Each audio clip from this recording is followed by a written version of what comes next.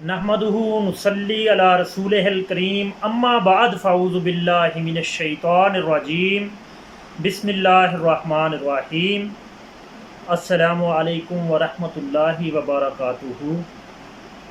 तो नाज़रीन, मैं हूँ आपका दोस्त डॉक्टर राशिद हबीब डोगर, और आज की इस नशिस्त में हम बात करेंगे कलमा तैयबा पर ईमान लाने का मकसद क्या है। ये तो आप जानते हैं कि आदमी जो काम भी करता है किसी न किसी गर्ज़, किसी न किसी फ़ायदे के लिए करता है। बेगर्ज़, बेमकसद, बेफ़ायदा कोई काम नहीं होता। आप पानी क्यों पीते हैं? इसलिए कि प्यास बुझ जाए। अगर आप पानी पीने के बाद भी उसी तरह प्यासे ही रहें तो आप हरगिज़ पानी ना पिएं, क्योंकि ये एक बेनतीजा काम होगा। तो आप खाना क्यों खाते हैं? इसलिए कि भूख रफ़ा हो और आप में ज़िंदा रहने की ताकत पैदा रहे। अगर खाना खाने और ना खाने का नतीजा एक ही हो, आप यही कहेंगे ये बिल्कुल एक फजूल बेमैनी काम है। बीमारी में अगर आप मुब्तला हो गए हैं तो आप दवा क्यों पीते हैं? मतलब आप दवाई क्यों लेते हैं? अगर दवा लेने के बावजूद भी आपका वही हाल रहे तो नाज़रीन, आप ज़राअत में इतनी मेहनत क्यों करते हैं? इसीलिए कि ज़मीन से गल्ला और फल और तरकारियां और सब्ज़ियां वगैरह पैदा हों। अगर बीज बोने के बाद भी ज़मीन से कोई चीज़ ना उगती तो आप ये काम भी ना करते। तो आप हल चलाते हैं, तुख़्म रेज़ी करते हैं, ज़मीन के अंदर बीज डालते हैं, पानी देते हैं। इतनी मेहनत हरगिज़ आप ना करते। गर्ज़ आप दुनिया का कोई भी काम करते हैं, इसमें ज़रूर कोई ना कोई मकसद होता है। अगर मकसद हासिल हो तो आप कहते हैं ये काम ठीक हुआ। अगर मकसद हासिल ना हो तो आप कहते हैं कि ये काम सही नहीं हुआ। तो नाज़रीन, इस बात को ज़हन में रखिए कि कलमा पढ़ने का मकसद क्या है। इस बात को ज़हन में रख कर मेरे एक एक सवाल का जवाब देते जाइए। सबसे पहला सवाल ये है कि कलमा तैयबा क्यों पढ़ा जाता है। इसका जवाब आप इसके अलावा कुछ नहीं दे सकते कि कलमा तैयबा पढ़ने का मकसद ये है कि काफ़िर और मुसलमान में फ़र्क हो जाए। अब मैं पूछता हूँ कि फ़र्क होने का क्या मतलब है?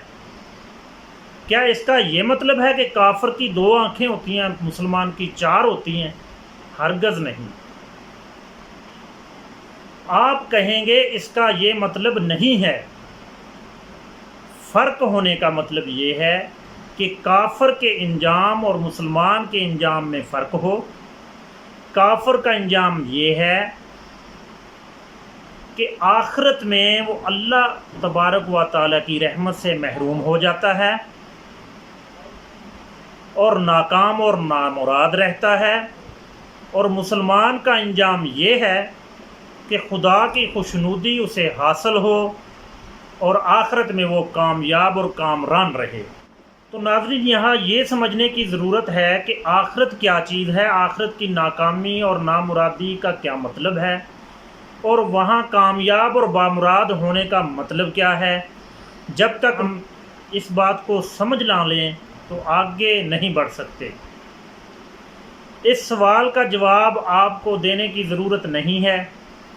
इसका जवाब पहले ही दिया जा चुका है कि दुनिया मज़राअतुल आखिरा, यानी दुनिया और आखिरत 2 अलग चीज़ें नहीं हैं, बल्कि एक ही सिलसिला है जिसकी इब्तिदा दुनिया है और इंतहा आखिरत है।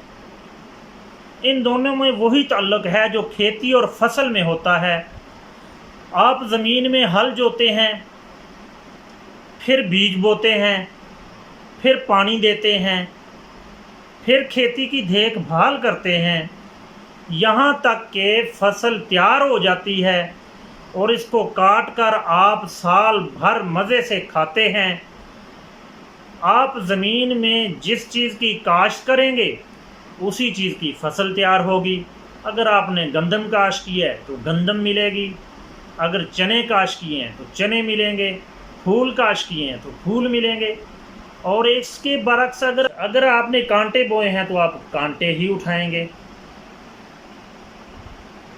مطلب اگر کچھ بھی نہیں بویا تو کچھ بھی نہیں اٹھائیں گے۔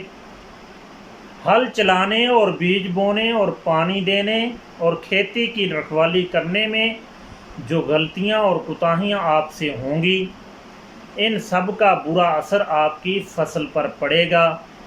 جب آپ اس کو کاٹیں گے تو آپ کو نتیجہ سامنے مل جائے گا۔ اور اگر آپ نے یہ سب کام اچھی طرح کیے ہیں تو آپ کو فائدہ ہوگا۔ مطلب پانی بھی پورے طریقے سے دیا ہے، اس کی دیکھ بھال بھی پورے طریقے سے کی ہے، تو آپ کو فائدہ ہوگا اور آپ کی فصل بہت اچھی ہوگی۔ بالکل یہی حال دنیا اور آخرت کا ہے۔ دنیا ایک کھیتی ہے۔ اس کھیتی میں آدمی کو اس لیے بھیجا گیا ہے محنت اور اپنی کوشش سے اپنے لیے فصل تیار کرے۔ پیدائش سے لے کر موت تک کے لیے آدمی کو اس کام کی مہلت دی گئی ہے۔ مطلب اس کام کی انسان کو مہلت مل گئی ہے۔ اس مہلت میں جیسی فصل آدمی نے تیار کی ہے ایسی ہی فصل وہ موت کے وقت دوسری زندگی میں کاٹے گا، اور پھر جو فصل وہ اگائے گا اسی پر آخرت کی زندگی میں اس کا گزر بسر ہوگا۔ یعنی جو فصل اٹھائے گا اسی کا اثر آخرت کی زندگی پر ہوگا، اور اسی کے ذریعے آخری زندگی بسر کرنی پڑے گی۔ اگر کسی نے پھر بھی دنیا کی کھیتی میں اچھے پھل بوئے تو ناظرین، اگر کسی نے عمر بھر دنیا کی کھیتی میں اچھے پھل کاشت کیے ہیں، ان کو خوب پانی دیا ہے، ان کی خوب رکھوالی کی ہے، تو آخرت کی کھیتی میں جب وہ قدم رکھے گا، آخرت کی زندگی میں جب وہ قدم رکھے گا تو اپنی محنت کی کمائی ایک سرسبز شاداب اور حسین باغ کی صورت میں تیار پائے گا، اور اسے وہ باغ ملے گا، اور اسے اپنی اس ساری زندگی میں کوئی بھی محنت نہیں کرنی پڑے گی۔ آنے والی زندگی آسانی سے گزرے گی، بلکہ دنیا میں عمر بھر محنت کر کے جو باغ اس نے لگایا تھا، اس باغ کے پھلوں پر آرام سے زندگی بسر کرے گا۔ اسی چیز کا نام جنت ہے، اور آخرت میں بامراد ہونے کا یہی مطلب ہے۔ تو اس کے مقابلے میں اس کے برعکس جو شخص اپنی زندگی میں کانٹے اور کڑوے کسیلے زہریلے پھل بوتا رہا، اس کو آخرت کی زندگی میں اچھے پھلوں کی فصل تیار نہیں ملے گی۔ اس کو اسی طرح کے ہی پھل ملیں گے جس طرح کے اس نے کاشت کیے ہیں۔ وہاں پھر اس کو دوبارہ اتنا موقع نہیں ملے گا کہ اپنی اس حماقت کی تلافی کر سکے اور اس خراب فصل کو جلا کر دوبارہ دوسری فصل تیار کر سکے۔ پھر تو اس کی آخرت کی ساری زندگی اسی فصل پر بسر کرنا ہوگی جسے وہ دنیا میں تیار کر چکا ہے۔ جو کانٹے اس نے بوئے تھے، اس نے انہی کانٹوں کے اوپر اس کا بستر لگے گا، اور اسے انہی کانٹوں کے اوپر سونا پڑے گا، اور جو کڑوے کسیلے زہریلے پھل اس نے لگائے تھے وہی اس کو کھانے پڑیں گے۔ یہی مطلب ہے آخرت میں ناکام اور نامراد رہنے کا۔ تو آخرت کی یہ جو شرح میں نے بیان کی ہے، حدیث اور قرآن سے بھی یہی شرح ثابت ہے۔ اس سے معلوم ہوا کہ آخرت کی زندگی میں انسان کا نامراد ہونا یا بامراد ہونا، اس کے انجام کا اچھا ہونا یا اس کے انجام کا برا ہونا، اس کی زندگی میں اس کے کیے گئے اعمال پر ہے۔ اچھے اعمال کرے گا تو بامراد رہے گا، برے اعمال کرے گا تو بے مراد رہے گا۔ ناظرین، اب پھر وہی سوال پیدا ہوتا ہے کہ کلمہ پڑھنے کا مقصد کیا ہے؟ تو اس کا مقصد یہ ہے کہ کافر اور مسلمان کے درمیان اس کے انجام میں فرق ہو، کہ کافر کا انجام کیا ہوگا اور مسلمان کا انجام کیا ہوگا، مطلب کلمہ پڑھنے والے کا انجام کیا ہوگا۔ اب انجام اور آخرت کی جو تشریح آپ نے سنی ہے، اس کے بعد آپ کو اپنے جواب پر پھر غور کرنا ہوگا۔ اب آپ کو یہ کہنا پڑے گا کہ کلمہ پڑھنے کا مقصد دنیا میں انسان کے علم اور عمل کو درست کرنا ہے تاکہ آخرت میں اس کا انجام درست ہو۔ یہ کلمہ انسان کو دنیا میں وہ باغ لگانا سکھاتا ہے، دنیا میں وہ باغ لگانا سکھاتا ہے جس کے پھل آخرت میں انسان نے توڑنے ہیں۔ اگر آدمی اس کلمے کو نہیں مانتا تو اس کو باغ لگانے کا طریقہ ہی نہیں معلوم ہو سکتا، پھر وہ باغ لگائے گا کس طرح اور آخرت میں پھل کس چیز سے توڑے گا۔ اور اگر آدمی اس کلمے کو زبان سے پڑھ لیتا ہے مگر اس کا علم بھی وہی رہتا ہے، اس کا عمل بھی وہی رہتا ہے جو نہ پڑھنے والے کا علم تھا اور نہ پڑھنے والے کا عمل تھا، تو پھر اس کلمے کا پڑھنے کا کیا فائدہ؟ تو ناظرین، پھر آپ کی عقل خود کہے گی کہ ایسا کلمہ پڑھنے سے کچھ حاصل نہیں، کوئی وجہ نہیں کہ یہ ایسے شخص کا انجام کافر کے انجام سے مختلف ہو۔ زبان سے کلمہ پڑھ کر اس نے خدا پر کوئی احسان نہیں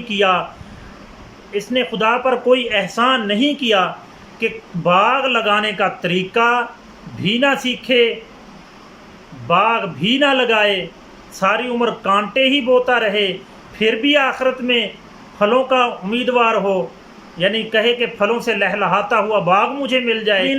جیسا کہ میں نے پہلے مثالیں دے کر واضح کیا کہ جس کام کے کرنے اور نہ کرنے کا نتیجہ ایک ہی ہو وہ کام فضول اور بے معنی ہے۔ جس دوا کو پینے کے بعد بھی بیمار کا وہی حال رہے جو پینے سے پہلے تھا، وہ دوا حقیقت میں دوا نہیں۔ بالکل اسی طرح اگر کلمہ پڑھنے والے آدمی کا علم اور عمل بھی وہی رہے جو کلمہ نہ پڑھنے والے کا ہوتا ہے، تو ایسا کلمہ پڑھنا محض بے معنی ہے۔ جس دنیا میں کافر اور مسلم کی زندگی میں فرق نہ ہو تو آخرت میں ان کے انجام میں فرق کیسے ہو سکتا ہے؟ جس طرح کافر نے زندگی گزاری اسی طرح مسلمان گزارتا رہے تو پھر آخرت میں کہے کہ مجھے پھلدار میوے ملیں، بھائی آخرت میں بھی کانٹے ہی ملیں گے۔